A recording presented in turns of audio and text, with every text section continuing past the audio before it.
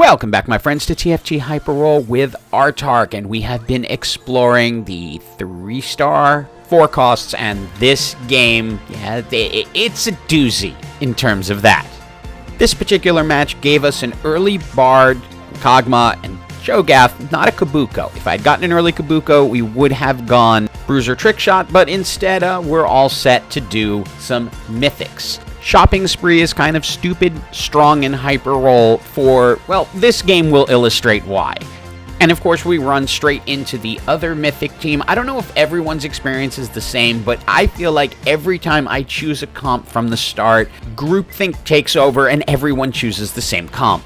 And the thing with Mythic is you can't sweat the early losses because your goal is to get as many of them out there.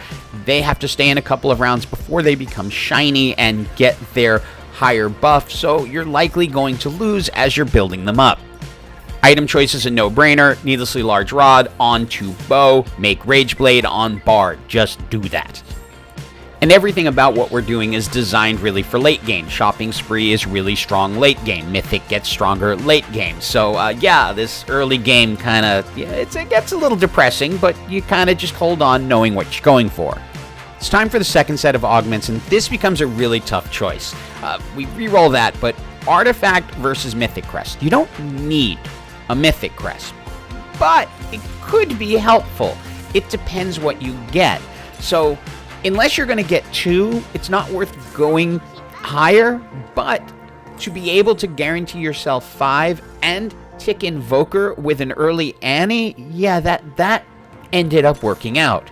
And then we run into a third Mythic team, but luckily we're up at 5. It's kind of key with Mythic to try to get to 5 at stage 5. There's no guarantee because usually you'd use Tahm Kench and Bard, and trying to get 2 3s by 5, it's a little, luck, all involved. But if you get there, you're going to start getting a jump. And as you can see, that power spike is pretty palpable. However, it's not really going to carry you to the end. It will get you towards the end game, possibly into the top 4, but likely you're going to need that extra boost in order to have an actual chance of winning, and that's going to require luck. We run into the other Mythic team that was able to beat us earlier, but now we've kind of got the jump, and even though they managed to get Nautilus, which is a really important pickup, our having Lilia and Annie out front is going to help us get ahead of them at this point in the match. It is time for the final set of augments, and it leaves us with an interesting possibility after we roll through the ones that we don't want.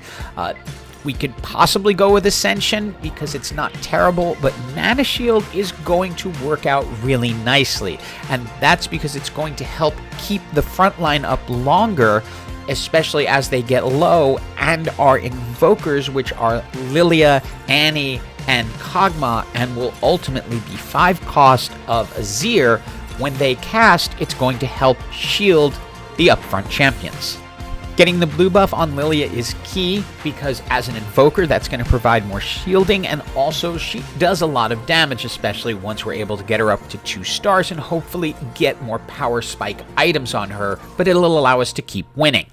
It is time for our final individual item choice, and we have a couple of goals. I would like to get a Hextech Gunblade onto Bard because he is in danger of going to 3 stars since we have a second 2-star, and I like using the AP position when we're using Mythic. And then it's to tank up Annie a little bit, and then we go ahead and put Thieves' Gloves onto Nautilus because he is our second best tank in the front line. Best right now only because Annie is not yet 2 stars. Enter another Mythic team. This one's Mythic Storyweaver, who's got a lot of power with great items on their Bard, and of course the help of a Kale. So yeah, even when you get to 7, you're not guaranteed to win. It is time for another item choice, and we just want to pump up Lilia at this point. Jeweled Gauntlet, excellent item for her so that her attacks can crit. And we finally now have a 2-star Annie, so that is going to help our front line out a bunch. And while the 7-4 Mythic Invoker combination is good and will likely take you deep into the game, you really can't rely on it. And it's often because you have to wait for your Invokers to power up. In our case, we got them early enough that they're now shiny, so it is helping carry us forward. For an item choice, I like Ionic Spark on Annie, especially if I don't have a Static Shiv on Bard, because that will give you some magic shred, and Annie will be very effective in that as she tends to get into people's faces, and having them have lower magic resist is going to be key. But we've done this general build before, so we'll go to super speed. But you get it, it's 7 mythic, and then just add on the invokers as you go. If you can get to 6 invokers with it, that's awesome, but you're not likely to get there without some additional help. And we had to sit through one of those stupid waste of times and ended up with a Deathblade and Goldmancer staff. Now, usually I like to go AP on Bard, but there's no one else who would do anything with a Deathblade, so we just go ahead and pick it up. Lilia can get the Morellonomicon, but notice we are now getting very close to both a 3-star Lilia and 3-star Annie. But close to gold is not gold, and they won't take on the properties of being gold 3-star champs until they hit gold 3-star. And until then, we are very susceptible, but at least we are still into the top 4.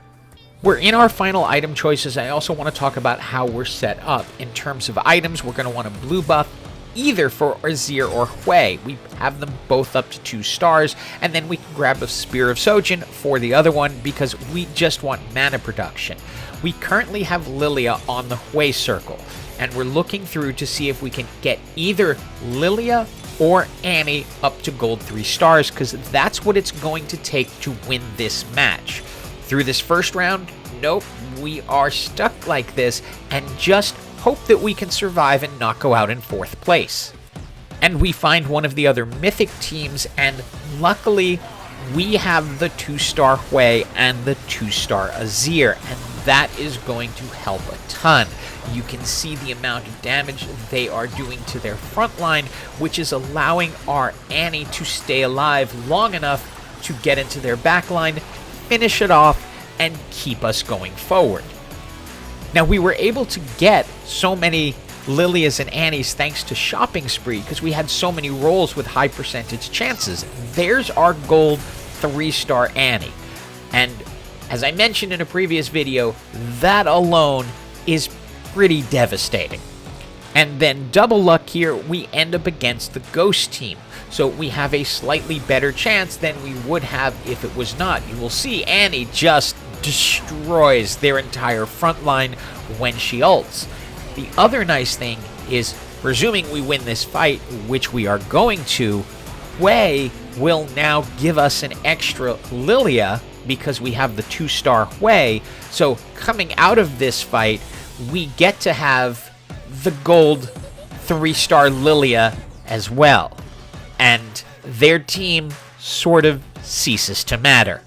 And I still believe that Annie is the strongest 3-star in the game of the 4 costs, but Lilia also does a ton of damage, and you can see how quickly their team is reduced to just the Udyr, and it is really GG for everyone, with Annie leading the damage charts. So, hope you enjoyed this insane amount of luck. Got a couple more luck videos coming up. And as always, have an absolutely awesome day.